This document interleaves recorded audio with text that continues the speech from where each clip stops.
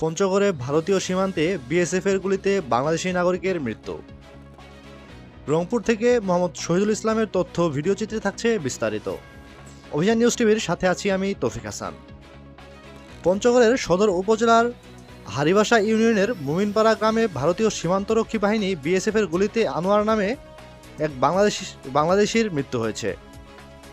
শুক্রবার ভোরে উপজেলার হারিবাসা ইউনিয়নের মুমিনপাড়া ও ভারতের সিংপাড়া সীমান্তের মেইন পিলারের মাঝে এবং মাঝামাঝি এলাকায় ঘটনাটি ঘটে। নিহত আনোয়ার পঞ্চগড় জেলার তেঁতুলিয়া উপজেলার দেবনগর ইউনিয়নের আমজুয়ানি গ্রামের রফিকুল ইসলামের ছেলে।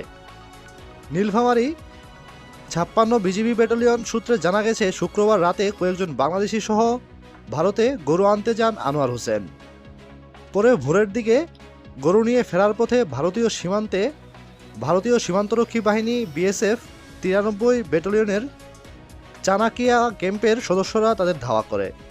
বিএসএফের দাবি, এই বাংলাদেশিরা তাদের উপর বটি ও বাঁশের লাঠি নিয়ে হামলা করে তারা আত্মরক্ষার্থে গুলি চালায়। এ সময় ঘটনাস্থলে নিহত হন আনোয়ার। এদিকে গুলির শব্দ পেয়ে চোরা কারবারিদের প্রতিহত করার জন্য 8 রাউন্ড ফাঁকা গুলি করেন ঘাগড়া বিজিবি ক্যাম্পের সদস্যরা। বেলা 1টায় পতাকা বৈঠকের মাধ্যমে নিহতদের ফেরত আনা হয় এবং ময়নাতদন্তের জন্য লাশ মর্গে পাঠানো হয়।